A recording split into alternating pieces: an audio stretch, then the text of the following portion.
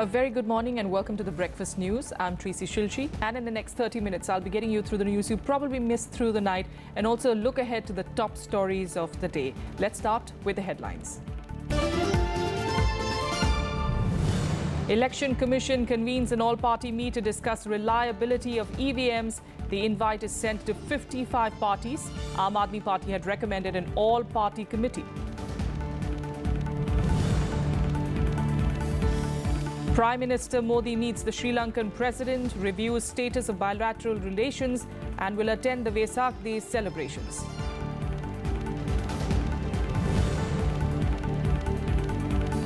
Hearing on triple talaq and nikah halala to continue in Supreme Court for the second day today.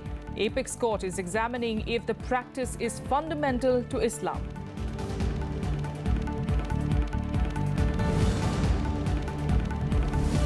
Schools along the LOC in Rajouri and Jammu and Kashmir are shut for 2 days after Pakistani shelling. Home Secretary reviews the security situation after meeting the Governor and the Chief Minister.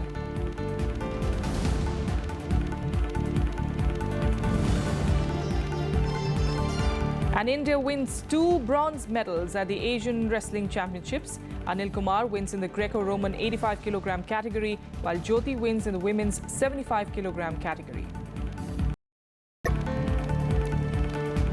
But first, the Election Commission will meet representatives of 55 political parties today to put forth their stand on the raging EVM controversy. 7 national parties and 48 state parties will be meeting with the Election Commission to discuss the reliability of EVMs.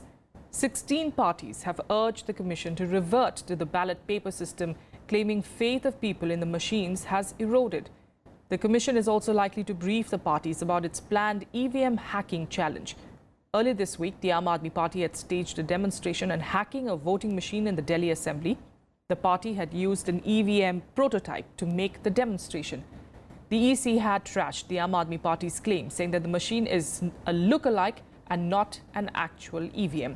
The date of the proposed challenge would be decided after the all-party meeting.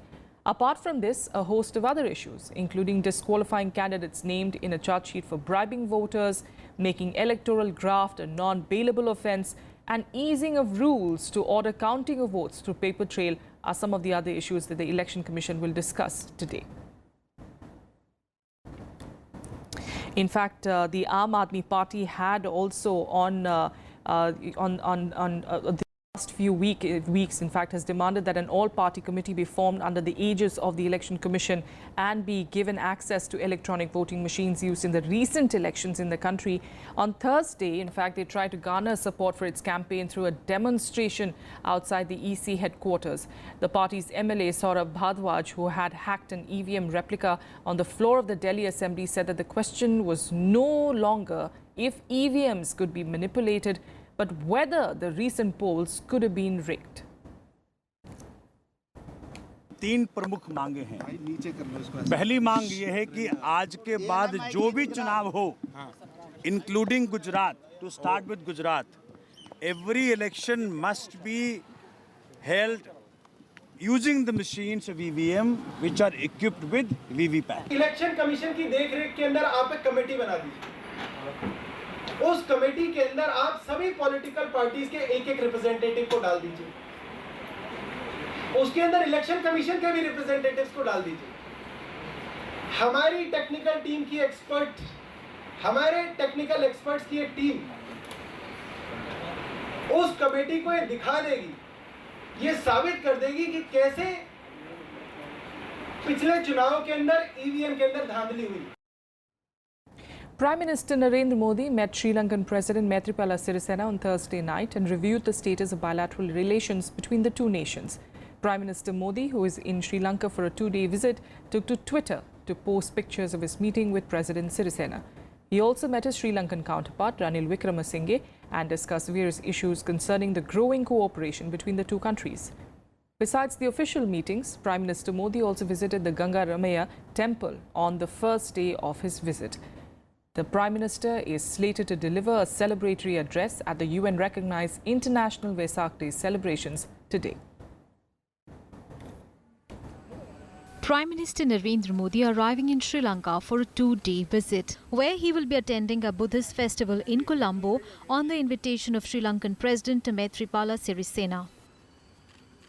Prime Minister Modi will be the chief guest at the UN-recognized International Vesak Day celebrations. The day is meant to mark the birth, enlightenment and passing away of Lord Buddha. This is the first time that Sri Lanka will be hosting International Vesak Day. The theme of the event is Buddhist teachings for social justice and sustainable world peace. Approach to Sri Lanka is part of our overall neighborhood first policy, and we feel that we believe that our destinies are somehow intertwined. So that is the importance we attach to this relationship, and we hope Prime Minister's visit will be able to provide further momentum to this. Although no bilateral talks are scheduled, the visit is expected to give renewed momentum to India-Sri Lanka ties. Ahead of the visit, Prime Minister Modi wrote on Facebook that his visit was a sign of the strong relationship between the two countries and brings to the fore the shared heritage of Buddhism. He added it was an honor for him to join the Vesak Day celebrations with Lankan President Maithripala Sirisena and Prime Minister Ranil Wickremesinghe.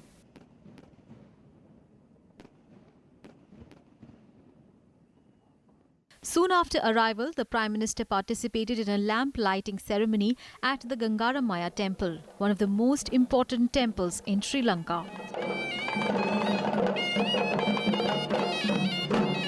Modi will also pray at the temple of the sacred tooth relic at Kandy.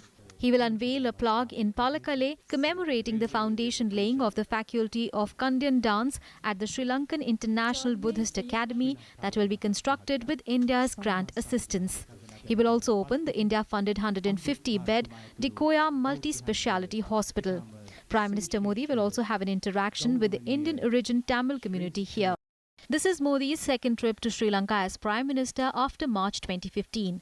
The trip comes after Lankan Prime Minister Wickremesinghe visited India last month.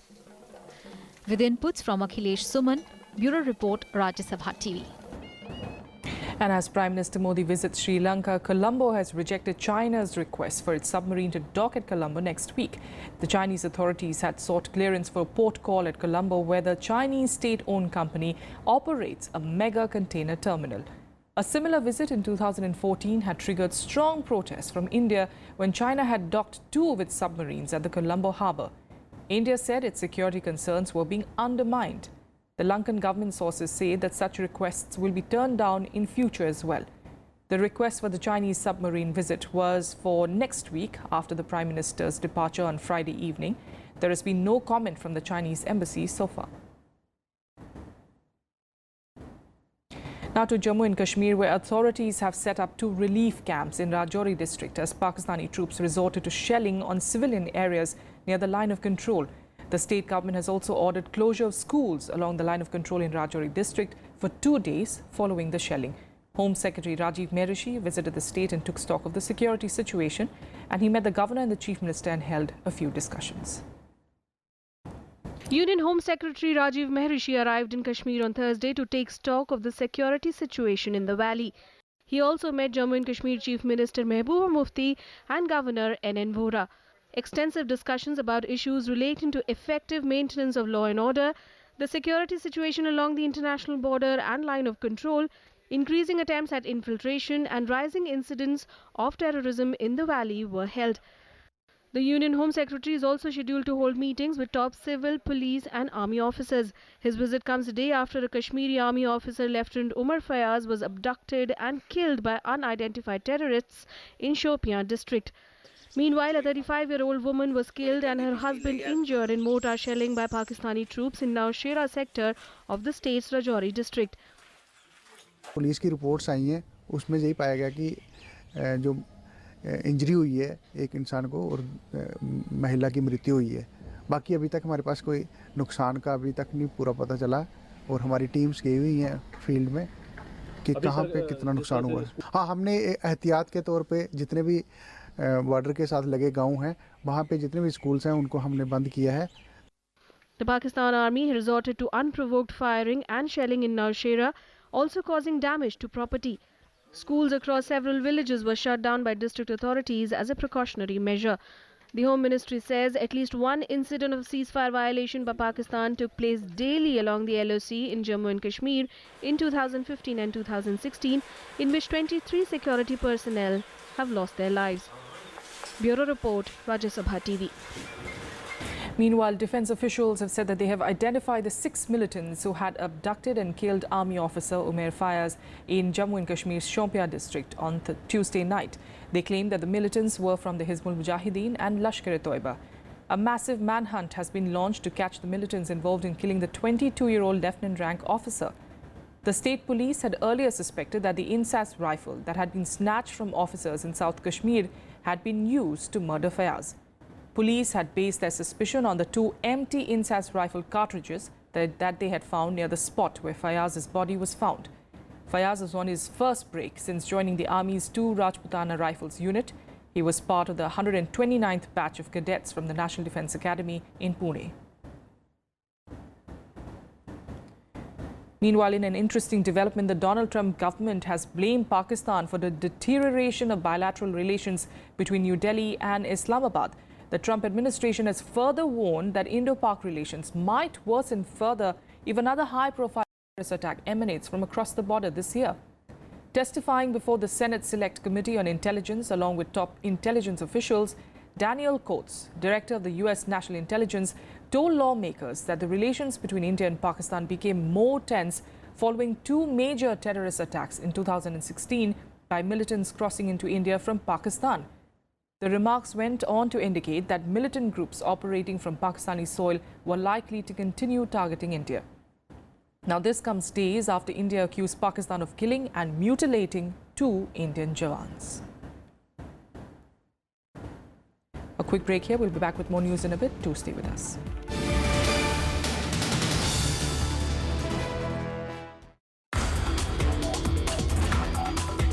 We have been saving people in terms of accurate forecasts and warnings, etc. At present, as you know, that earthquakes cannot be predicted. We are doing a lot of work on that aspect also to understand the earthquake processes in the Indian subcontinent. I personally feel maybe after 20 years or 30 years, there could be some way of predicting earthquakes. Watch Eureka with Dr. Madhavan Nair Rajivan, Secretary, Ministry of Earth Sciences, only on Rajya Sabha Television.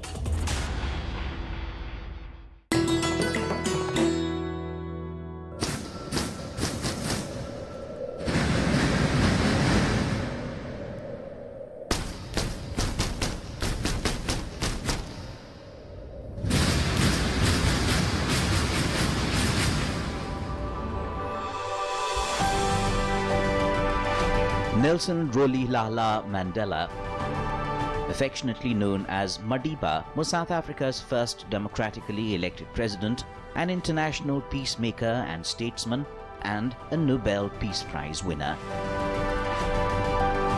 Through a long career as an activist, Mandela was a crusader for equal rights for South Africa's black majority. Having undergone frequent imprisonment, in 1964, Mandela was sentenced to life in jail. Charged with sabotage, treason, and violent conspiracy, he narrowly escaped the gallows. He was released in 1990, having initiated talks with South African President de Klerk towards ending apartheid in the country. Mandela was awarded the Nobel Prize for Peace in 1993 for his efforts.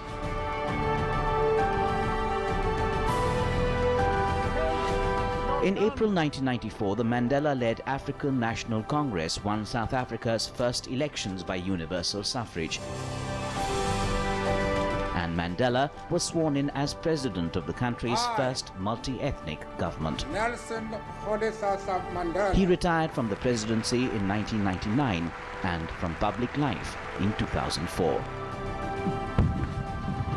Nelson Mandela died on December 5, 2013, from a recurring lung infection.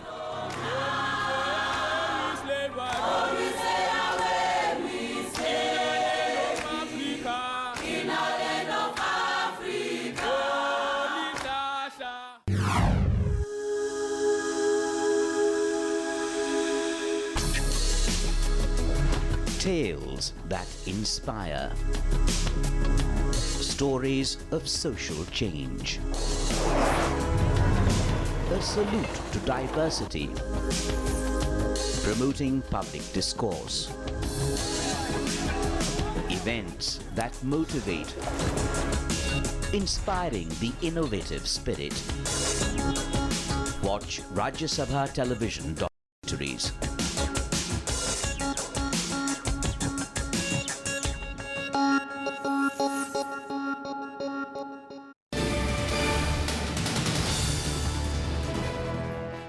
Welcome back. Let's continue getting you more national news. And the Supreme Court will continue hearing petitions challenging the practice of triple talaq and nikah halala among Muslims for the second day today.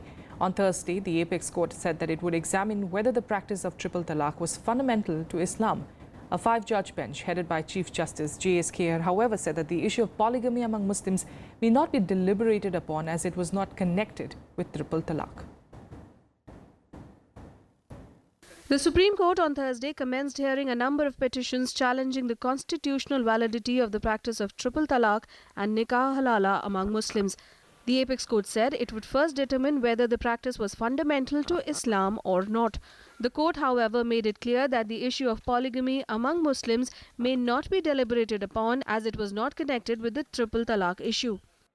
A 5-judge bench headed by Chief Justice J.S. Kher also said if it came to the conclusion that triple talaq was fundamental to Islam, then it will not go into the question of its constitutional validity.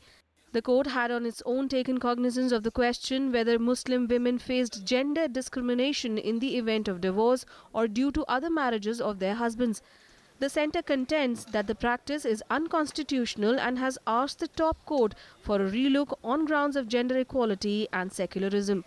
Narendra Modi ji की सरकार 3 तलाक की हर पीड़ित महिला के साथ मजबूती से खड़ी है।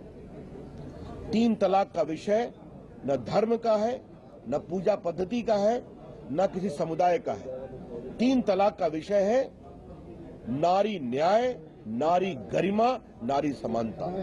The Muslim Personal Law Board, however, has opposed the court's interference in the matter, maintaining that the practices stem from religion and thus fall outside the realm of the judiciary.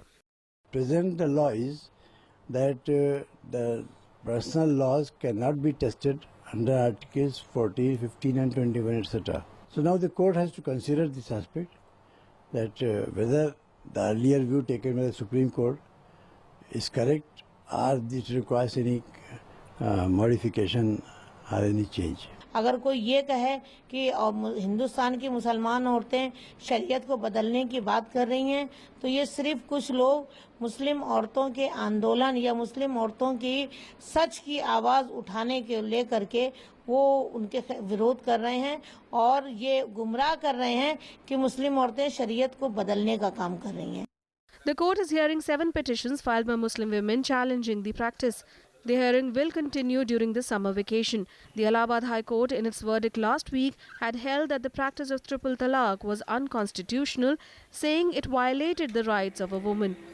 Bureau Report, Rajya Sabha TV. In more news, India's GM crop regulator, Genetic Engineering Appraisal Committee, or the GEAC, has recommended the commercial use of genetically modified mustard. The GEAC has made the recommendation in a submission to the Environment Ministry despite opposition by anti-GM groups, including RSS-affiliated bodies. The regulator has given a positive recommendation, but with certain conditions. With its green signal, the GEAC has pushed the hybrid plant developed by scientists at Delhi University closer to becoming the country's first edible GM crop. The Environment Ministry has to now take a final call on this. RSS affiliate Swadeshi Jagran Manch criticized the move, saying that allowing the commercial use of GM mustard would impact allied agri-activities. Anti-GM activists have said that the nod has proved that the GEAC is uncaring of the health of citizens. And here are more updates from across the country in Nationwide. The Supreme Court has appointed a 3-member committee headed by its former judge, Justice P. Venkatarama Reddy, to review and rationalize the pay structures and other emoluments of judicial officers of lower judiciary.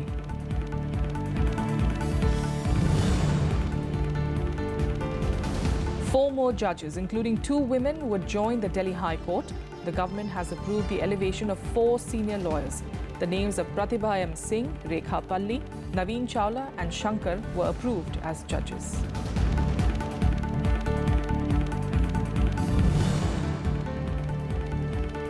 The Central Board of Secondary Education, or CBSE, has partnered with the Unique Identification Authority of India to set up Aadhaar enrollment centres and has asked its affiliated schools to encourage students to enrol. Schools have been told not to charge a fee for the enrolment. A special tribunal headed by Justice Sangeeta Dhingra of the Delhi High Court has upheld the government's decision to ban controversial preacher Zakir Naik's NGO, the Islamic Research Foundation. The tribunal found that IRF was involved in activities threatening sovereignty, unity, integrity and security of India. The Assam Goods and Services Tax Bill 2017 was unanimously passed by the Assembly on Thursday. It makes it the 11th state in the country to do so. Finance Minister Hemanta Biswa Sarma told the Assembly that the new system will usher in a new era of development in Assam.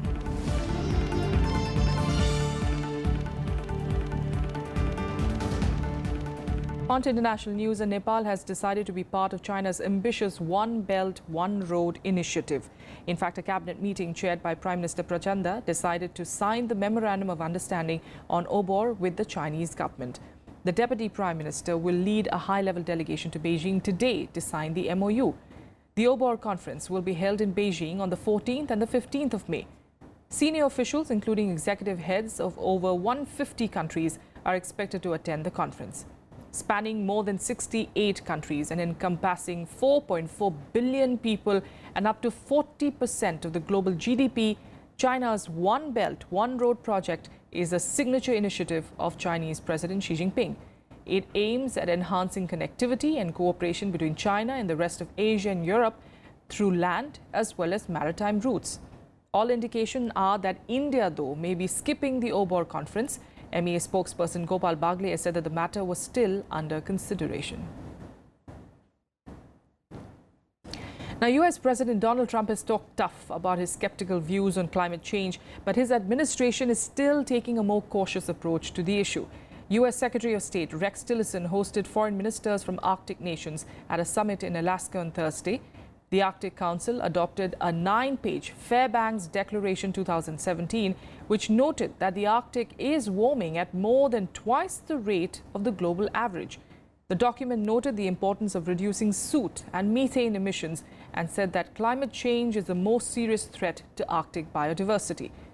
Tillerson signed the document, but in his opening remarks, he cautioned that the United States is reviewing several important policies, including how the Trump administration will approach the issue of climate change. US President Trump is yet to decide whether Washington will leave the 2015 Paris Agreement or stay in with reduced commitments after a Group of 7 summit at the end of this month. In the United States, we are currently reviewing several important policies, including how the Trump administration will approach the issue of climate change. We are appreciative that each of you has an important point of view, and you should know that we are taking the time to understand your concerns. We're not going to rush to make a decision. We're going to work to make the right decision for the United States. There are some quick international updates in World Wrap. French President-elect Emmanuel Macron's party has unveiled more than 400 candidates who will stand in parliamentary elections in June. Half of the candidates chosen were newcomers to politics and half were women. Only 24 of those chosen are outgoing MPs from the current parliament. Campaigning for Nepal's first local body polls ended on Thursday. The government has stepped up security in capital Kathmandu as well as other major parts of the country where the elections are scheduled to take place on Sunday. Nepal's borders with neighboring India and China have also been sealed for 96 hours.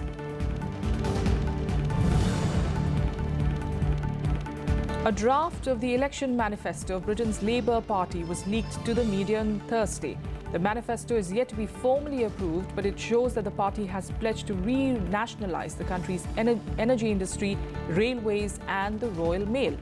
Hours after the leak, Labour leader Jeremy Corbyn said that the manifesto had been approved in an amended form by a party committee, but did not clarify on the elements which changed. And finally, in some sports, Anil Kumar and Jyoti gave India 2 bronze medals with contrasting performances in their respective weight categories on the second day of the Asian Wrestling Championship on Thursday. While Anil registered a thrilling come-from-behind 7-6 victory over Uzbekistan's opponent to clinch the bronze medal in the Greco-Roman 85-kilogram category, Jyoti in the women's 75-kilogram category won the bronze after she lost in the semi-final to her Japanese opponent. Anil fought hard to climb up the podium on the day when India bagged 2 medals out of 5 outings. This was the first time Anil was competing in the Asian Championship. While Deepak in the 71 kilogram category failed to get another bronze for the country as he went down to Kyrgyzstan in a one-sided contest. The other Greco-Roman Indian wrestler, Gyanendra, in the 59 kilogram category bowed out of the competition as well after losing his bout. That's all we have for you on the Breakfast News. Thanks so much for joining us. Have a good day.